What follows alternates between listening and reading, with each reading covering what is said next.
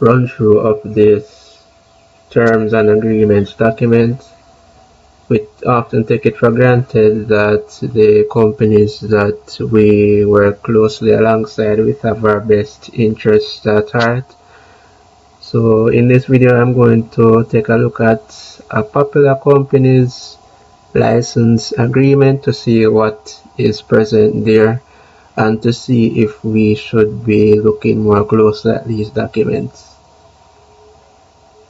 Back in the day, when you get one of these documents, they were maybe as long as 10 to 20 pages long, and they were very detailed, but surprisingly enough, this one is not as lengthy as the ones we have encountered before, so we can get through this today.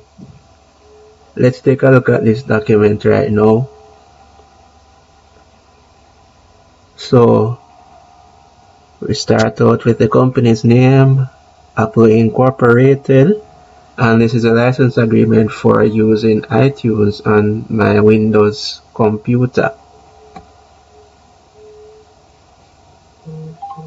Let's scroll down some more.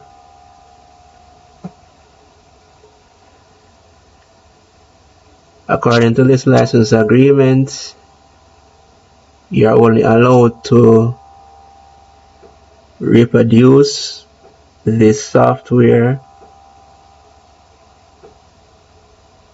for the purposes that it was intended to be used for. You are not allowed to modify it in any way, which means that you won't be able to go into it and change the source code in any form unless you acquire some permission from the original creator, which is of course Apple. I understand that. Let's scroll down some more.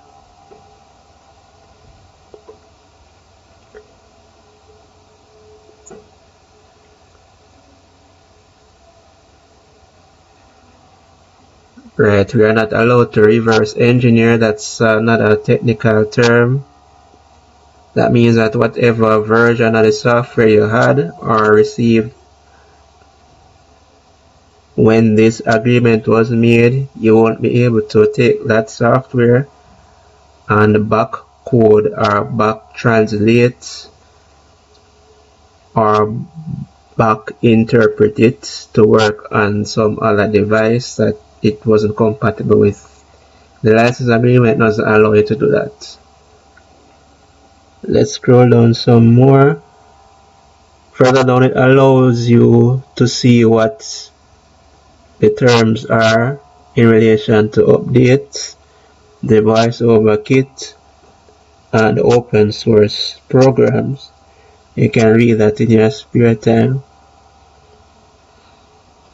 Apple says that this software is freeware, which means you shouldn't be paying for this at all. If you do end up in a situation where you have to be paying for it, this is a breach of their license agreement, and you should report that matter to them immediately.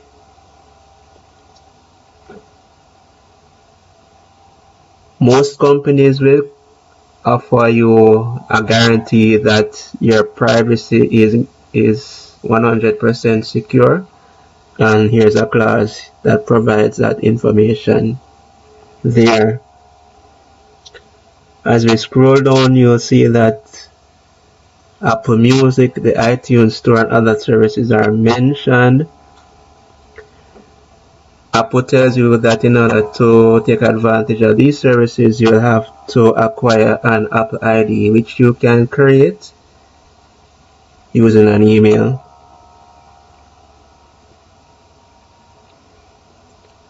Let's scroll down some more. As I said before, this license agreement will remain in effect until Apple releases another agreement to update the terms and conditions of the present one. So unless otherwise specified, this agreement will remain in force until a new one is created.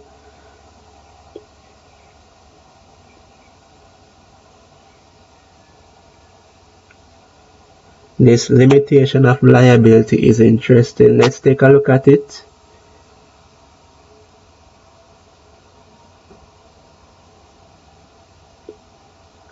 Let's read it.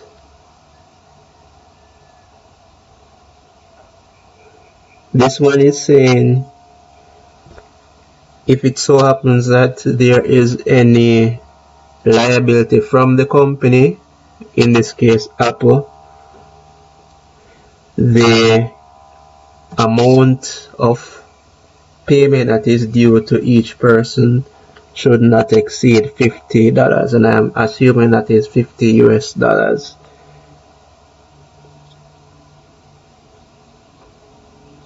And this covers damages resulting from loss of data, corruption, loss of profits, business interruption, or any commercial damages that result due to using their software, in this case Apple iTunes. Let's scroll down some more. There's a clause for government end users, which we will not read. And we'll scroll down some more. And that's it. This was signed on this, no, that's not correct. This was signed on January 31st of 2023. So this agreement has been in place for about 2 years. We don't know if it will be amended anytime soon, but this is the agreement that Apple has put in place to use iTunes. What are your thoughts on the license agreements? Do you see anything that should be changed? Would you like to remove anything or add anything to this agreement? Please let me know in the comments.